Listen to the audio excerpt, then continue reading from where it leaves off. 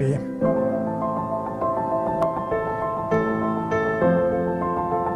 If you asked me when I was 17 what I'd be doing with my life, I would have said, oh, I'd definitely be a writer. But found medicine was, in fact, the perfect place. I first began noticing symptoms in my 6th year of residency. Obviously, Lucy and I were both very suspicious that I had some form of cancer, but actually having the confirmation was still devastating.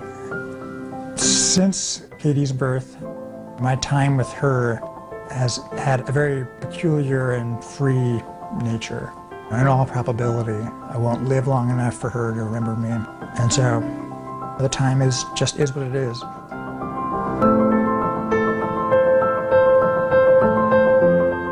It's a careful balance. If you don't think about the bad case, that ending is going to be very rough on you and your family.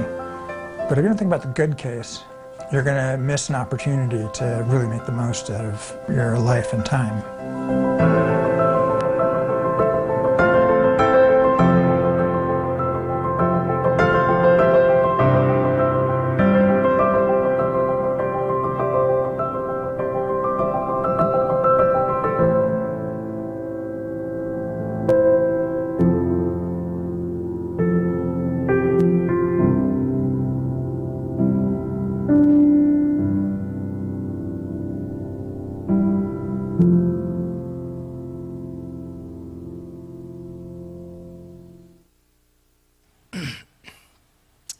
책 광고를 하려고 하는 건 아니고요.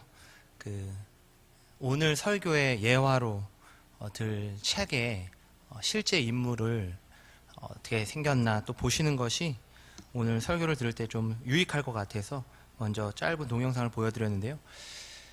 폴 칼라니티라는 사람이 숨결이 바람될 때라는 책을 썼습니다. 제가 한 달 전에 서점에 갔다가 제목이 유독 눈에 들어와서 바로 사게 됐는데요.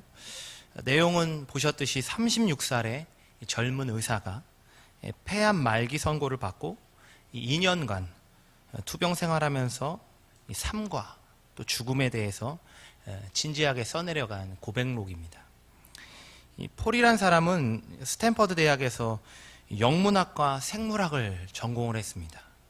그리고 영문학으로 석사 학위까지 받았는데요. 근데 그가 어릴 때부터 이 문학에 대해서 관심과 조예가 깊었어요. 그런데 이 삶 그리고 또 죽음 이것에 대한 깨달음을 문학으로 접하는 것보다 실제로 삶으로 체험하고 싶어서 의사의 길을 걷습니다. 의사는 죽음과 또 삶을 가장 현장에서 맛볼 수 있는 직업이잖아요. 그래서 영문학까지 석사학위를 마친 그가 의사의 길을 또다시 7년 동안 공부를 하게 되는 거죠. 스탠퍼드 대학에서 7년간 레지던트 생활을 하면서 그 중에서도 외과 중에서도 신경외과죠. 이 신경외과의 꽃은 뇌를 다루는 겁니다. 그래서 뇌수술, 신경외과 전문의로서 그 길을 가게 됩니다. 그가 의사가 되고자 했던 동기에 대해서 책에서 이렇게 말하는데요. 의사의 의무는 죽음을 늦추거나 환자에게 예전의 삶을 돌려주는 것이 아니라 삶이 무너져버린 환자와 그 가족을 가슴에 품고 그들이 다시 일어나 자신들이 처한 이 실존적 상황을 마주보고 이해할 수 있을 때까지 돕는 것이다. 이처럼 이 신경외과 전문의로서 인성과 실력을 갖춘 그가 결국 같은 스탠포드 대학의 신경외과 전문의로 교수 겸 과학자로 발탁이 되는데요. 그런데 바로 그 발탁되었을 그때 이제 그동안에 이 레지던트 생활에 굉장히 고생이 많잖아요. 그 수고와 땀이 결실로 맺어지는 그때 이제 출세의 앞길이 이제 탄탄대로로 열리는 그때에 몸에 심각한 이상이 왔음을 깨닫죠. 검사 결과 그는 폐에 종양이 있죠. 그리고 폐암 말기죠. 1, 2, 3, 4기 중에서 4기 선고를 받게 되고 2년간 투병 끝에 결국은 작년이죠. 2015년 3월 36세의 젊은 나이에 세상을 떠나게 됩니다. 그는 의사가 되고자 하는 소명의식이 있었어요. 그리고 또 그 소명의식을 가지고 인성과 실력을 쌓기 위해서 누구보다도 최선을 다했습니다. 그런데 그 결실이 맺어지는 바로 그 시작점, 그 출발점에서 죽음이라는 절망에 직면하게 되죠. 이보다 더 인간의 한계, 인생의 유한함에 대해서 잘 보여주는 책이 또 있을까? 제가 이 책을 읽으면서 그런 생각이 들었어요. 요즘 전도서 묵상하시잖아요. 이 전도서의 내용과 이 책이 주고 있는 메시지가 너무나도 일치한다. 그래서 전도서 1장 1절부터 11절, 오늘 보신 그 본문은 전도서 전체의 서론과도 같아요. 그래서 오늘 이 본문이 또 이 책의 내용과 너무나도 잘 이어져 있기에 이 책을 좀 소개하면서 예화로 들었습니다. 오늘 본문으로 좀 돌아가서요. 오늘 본문 2절에 이렇게 말씀하고 있죠. 헛되고 헛되며 헛되고 헛되니 모든 것이 헛되더라. 5번이나 헛되다라는 말을 반복하고 있습니다. 전도서를 기록한 사람이 누굽니까? 솔로몬 왕이죠. 이 솔로몬 왕이 어떤 사람입니까? 이 세상에서 가질 수 있는 모든 것, 누릴 수 있는 모든 걸 누려본 사람이에요. 그런데 그런 그가 노년에 이 전도서를 기록한 거거든요. 그러면서 인생에 대해서 헛되다, 모든 것이 헛되다라고 가르치는 것, 이것은 단순히 허무주의, 염세주의를 논하는 것이 아니에요. 지금 솔로몬 왕은 무엇을 가르치고자 하는 거냐면은 인간의 능력의 한계, 인생의 유한함, 이것에 대해서 우리가 인식하고 살아가야 한다라고 강조하는 것입니다. 인간 능력의 한계, 인생의 유한함, 이것이 가장 중요한 인생을 살아가는 데 있어서 필수적인 인식이라는 거죠. 그런데 가장 중요한 첫걸음, 첫 인식인데도 불구하고 우리가 가장 잘 망각하고 살아가는 인식이라는 점입니다. 3절에 또 이렇게 말씀하죠. 해 아래에서 수고하는 모든 수고가 사람에게 무엇이 유익한가? 많은 사람들이 이 땅에서 무언가를 이루기 위해서 동분서주하고 있습니다.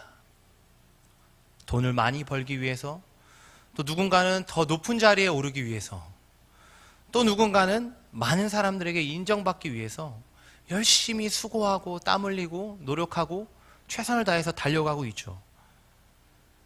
그런데 그 모든 것이 무엇입니까? 그 모든 수고가 결국은 헛되다라고 이야기하고 있습니다. 왜 그런지요? 왜냐하면 그 모든 것은 결국 이루어도 사라질 것이기 때문입니다. 솔로몬은 노년에 그것을 깨달은 거예요. 모든 것을 다 가져보았고 모든 것을 다 이루어 보았지만 그것은 죽음 앞에서 결국 아무것도 가져갈 수 없는 것들이라는 거죠.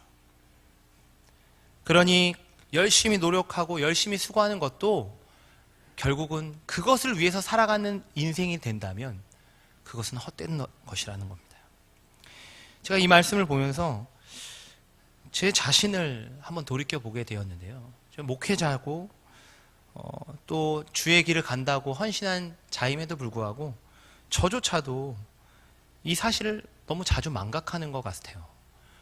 내 능력의 한계, 그리고 내 인생에 주어진 시간이 얼마나 유한한지 이거를 자꾸 망각하니까 이런 생각하는 거예요. 내가 5년 뒤, 10년 뒤 사역 계획을 막 미리 걱정하고, 그리고 그것에 대해서 난 지금 뭘 해야 될까? 뭘 준비해야 될까?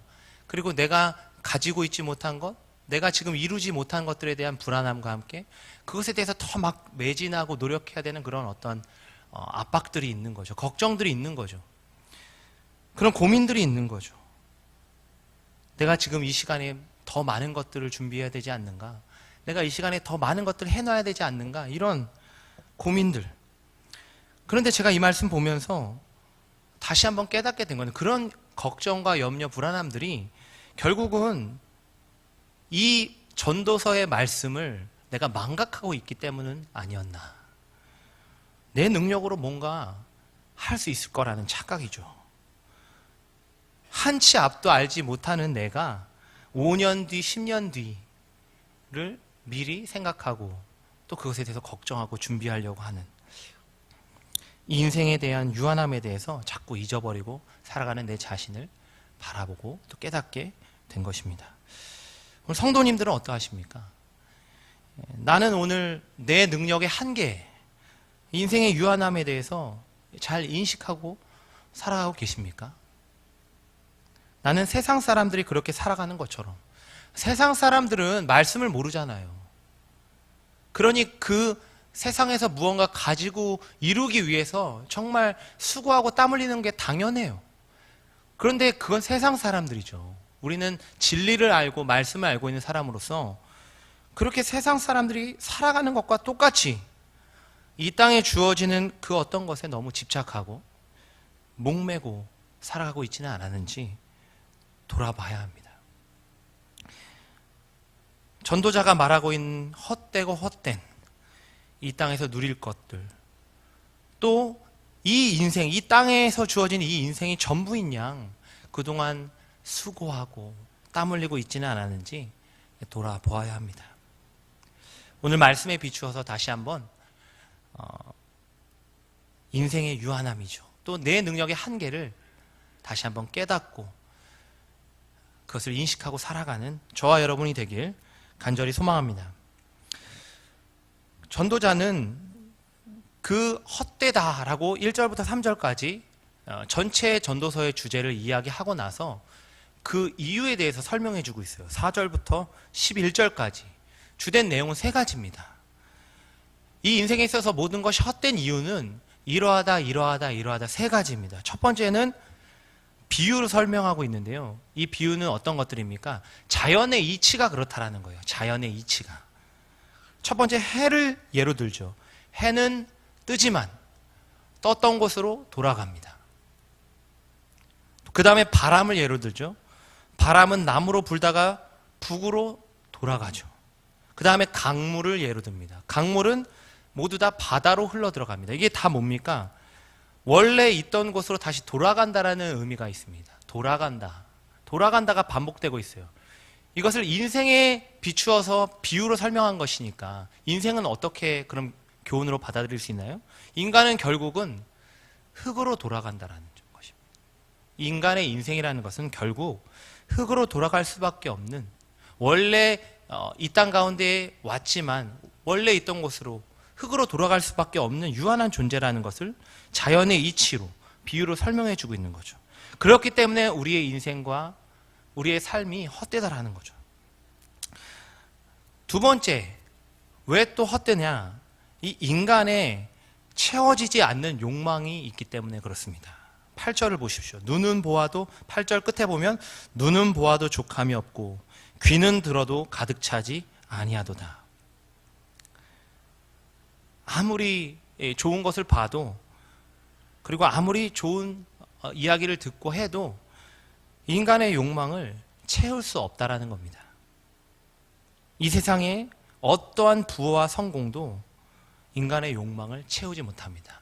내가 부단히 그것을 이루기 위해서, 부단히 가지기 위해서 수고하고 땀 흘린다고 해도 인간의 욕심을 그것들로 채울 수 없다라는 거죠. 그래서 그 모든 수고가 헛되다라고 전도자는 그 이유를 말씀해주고 있는 것입니다. 마지막 세 번째죠. 9절부터 11절에 말씀하고 있습니다. 해 아래에는 새 것이 없다. 이건 특별히 이 해 아래 새 것이 없다라는 의미를요, 역사의 반복되는 역사의 반복을 이야기하고 있어요. 이미 있던 것이 후에 다시 있고, 이미 한 일을 후에 다시 할지라도 이전에 다 있었던 일이라는 거죠.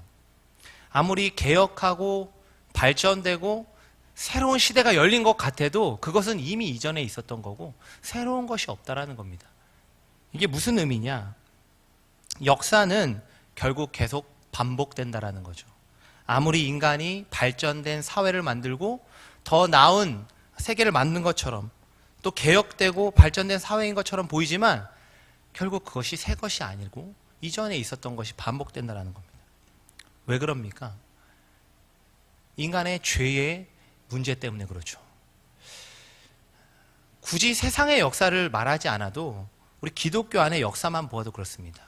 프랑스 혁명이나 시민혁명이나 아니면 산업혁명을 예로 들지 않아도, 그건 세상의 일이니까, 그렇지 않아도 기독교적인 세계관 안에 기독교 역사만 봐도 이 땅에서 발전되고 또 결국은 이 죄의 문제가 다 해결되는 이 땅에서의 유토피아가 이루어질 수 없다는 것이 역사의 증명이죠. 대표적인 예로 두 가지만 들어드릴게요. 로마, 전 세계를 호령했던 로마 시대 때 어떠했습니까? 기독교가 그 로마를 전복했습니다. 그래서 그 전 세계를 통치했던 로마를 기독교가 지배하게 되었어요. 그때 당시 많은 사람들이 어떤 생각을 했냐? 이제 정말 이 땅 가운데에 하나님의 나라가 임하는구나. 온 세계에 하나님 나라가 충만하겠구나 라고 생각했어요. 그런데 결국은 어떻게 됩니까? 그 로마가 부패하게 되고 종교 지도자들이 부패하게 되죠. 그래서 결국은 우리가 지금 바라보는 중세는 타락과 암흑기. 그 중세 시대를 개혁하겠다고 했던 칼빈, 대표적인 종교개혁자죠. 16세기에 스위스 제네바라는 도시를 개혁하려고 했어요. 하나님의 도성, 하나님의 법으로 다스리는 철저한 하나님 나라 도시로 만들려고 했어요. 그때 당시에는 조금 발전이 있었어요, 사실은. 그런데 그 후에 어떻게 됐습니까? 또다시 인간의 죄의 문제와 타락으로 인해서 스위스 제네바도 결국은 타락한 도시로 지금은 우리가 보고 있지 않습니까? 인간이 새로운 혁명, 개혁을 이룬다고 해도 그것은 결국 인간의 본성과 죄악으로 인해서 타락하게 되어 있습니다. 이것이 역사의 반증이고 우리가 새겨들어야 할 분명한 목소리죠. 그래서 헛되다. 이 인생과 이 인간의 유한함에 대해서 전도자는 설명하고 있습니다. 자, 그럼 오늘 이 시대를 한번 보십시오. 오늘 우리의 시대는 어떻습니까? 아주 고도로 발달한 과학 문명의 세계에 살고 있죠. 이제 100세 시대를 맞이하고 있다고, 실제로 그것이 우리에게 피부로 와닿는 이야기가 되고 있습니다. 그리고 전자기기의 발달로 지구 반대편에 살고 있는 친구와 화상통화를 할 수 있는 시대죠. 제 처제가 파라과이에 살고 있는데요. 바로 옆에 사는 것처럼 매일 화상통화를 합니다. 제 아내랑. 별로 멀리 사는 것 같지도 않아요. 이런 시대에 우리가 살고 있습니다.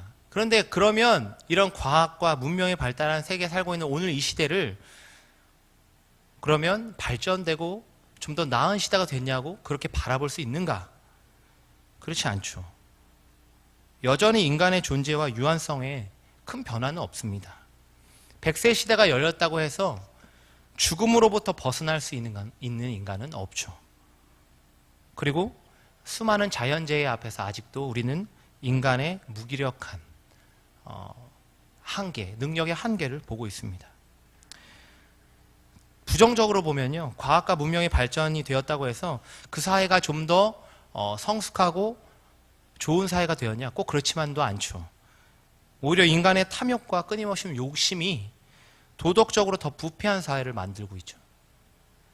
그리고 예전에는 전혀 문제가 되지 않았던 새로운 윤리적인 도전들이 거대하게 우리에게 직면하고 있습니다. 동성연애 대표적으로, 또 배아복제, 이런 생명윤리와 같은 인간의 기본적인 윤리에도 도전이 아주 심화되고 있는 시대인데요. 그러면 결론적으로 헛되고 헛되다. 그리고 이 인생을 살아감에 있어서 모든 수고가 헛되다라고 이런 이야기하고 있는 이 솔로몬의 이야기, 이 주제가 도대체 오늘 우리에게는 어떤 의미가 있는가? 이게 중요하죠. 이게 중요합니다. 그럼 인간의 유한성과 인생의 유한함을 깨달으면 그것이 오늘 우리에게는 그럼 무슨 메시지를 주고 있냐라는 거죠. 저는 이 부분을 묵상하면서 이것이다 라고 깨달은 게 무엇이냐면, 해 아래 새로운 것이 없음을 알 때, 이 땅에서 새로운 것이 없음을 알 때, 그것을 철저히 깨닫게 될 때 비로소 어딜 보게 되냐? 해 위를 보게 된다는 겁니다. 이 땅이 아니라 하늘을 바라보게 된다는 거죠. 우리가 철저히 죄인임을 깨달았을 때 하늘의 구원을 바라보게 되는 것처럼 우리의 인생이, 이 땅 가운데에서의 인생이 철저하게 허무하다는 것을 절실하게 느끼면 느낄수록 무엇을 바라보게 되냐? 하늘을 바라보게 되고 그 하나님에 대한 소망을 품게 된다는 거죠. 이게 헛되다라고 말하는 솔로몬의 역설적인 표현입니다. 그래서 전도서의 결론 12장 13절에 이렇게 말씀하고 있습니다. 하늘 위에만 소망이 있고 하나님께만 소망이 있다. 전도서 결론이죠. 12장 13절을 우리 함께 읽도록 하겠습니다. 함께 읽습니다. 이래 결국을 다 들었으니 하나님을 경외하고 그의 명령들을 지킬지어다. 이것이 모든 사람의 본분이니라. 이 땅이 아니라 하늘을, 유한한 나와 내 인생이 아니라 무한하신 그 하나님을, 썩어질 육체가 아니라, 지금 입고 있는 이 육체가 아니라 부활하여서 새롭게 입게 될 그 몸의 소망을 품는 것. 그 첫걸음이 무엇이냐, 그 소망에 대한 첫걸음이 무엇이냐, 이 땅의 삶에 대한 헛됨을 철저히 인식하는 것입니다. 앞서 서두에 말씀드렸던 폴 칼라니티라는 이 의사, 가장 성공한 외과 의사의 자리에서 내려옵니다. 내려와서 폐암 말기 시한부 인생을 살아가는 사람으로 2년간 살아가죠. 근데 그가 그 2년 동안 그 시한부 인생을 살아가면서 크게 깨달은 게 두 가지가 있습니다. 첫 번째는 오늘 말씀이랑 너무나도 분명하게 일치하고 있어요. 이 땅에서 이루고자 하는 모든 욕망들이 바람과 같다라는 거예요. 바람과 같다. 실제로 그 책에서 그가 이렇게 말하고 있습니다. 모든 사람이 유한성에 굴복한다. 대부분의 야망은 성취되거나 버려졌다. 어느 쪽이든 그 야망은 과거의 것이다. 미래는 이제 인생의 목표를 향해 놓인 사다리가 아니라 끊임없이 지속되는 현재가 되어버렸다. 돈, 지위, 전도서의 설교자가 설명한 그 모든 허영이 시시해 보인다. 바람을 좇는 것과 같으니 말이다. 두 번째 깨달음은 이 모든 인간이 죽음을 직면한 사람들이라는 거예요.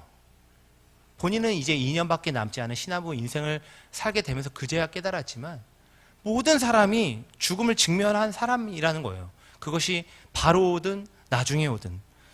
때문에 늘 그 죽음을 염두에 두고 그 앞에서 삶의 의미를, 그 죽음을 염두에 두고 그 앞에서 삶의 의미를 찾아야 함을 그는 알려주고 있습니다. 그가 이 책을 남기는 목적에 대해서 이렇게 말했어요. 내 목표는 바로 그 정도라고 생각해. 아내에게 말하고 있습니다.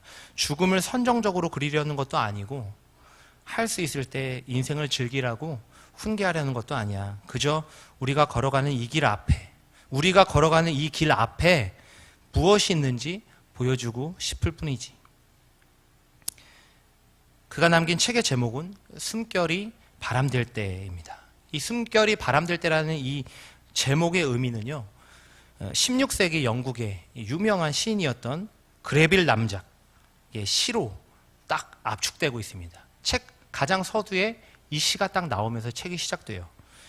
이 시는 폴의 인생이 바로 그러했고 그것을 바라봤다는 책 전체의 내용의 요약과도 같습니다. 제가 한번 읽어드리겠습니다. 죽음 속에서 삶이 무엇인지 찾으려 하는 자는 그것이 한때 숨결이었던 바람이라는 걸 알게 된다. 새로운 이름은 아직 알려지지 않았고 오래된 이름은 이미 사라졌다. 세월은 육신을 쓰러뜨리지만 영혼은 죽지 않는다. 독자여, 생전에 서둘러 영원으로 발길을 들여놓으라. 오늘 우리도 나의 유한함, 인생의 유한함을 깨닫고 내가 이 땅 가운데 가지고 있었던 욕망이나 야망들을 하나님 앞에 내려놓으시길 바랍니다. 그리고 철저하게 이 땅의 모든 것들을 헛되다라고 인정할 때에 하늘 위의 소망이죠. 부활의 소망이죠. 하나님을 향한 소망이죠. 이 소망을 바라보며 살아가는 저와 여러분이 되길 주님의 이름으로 간절히 축원합니다. 기도하겠습니다.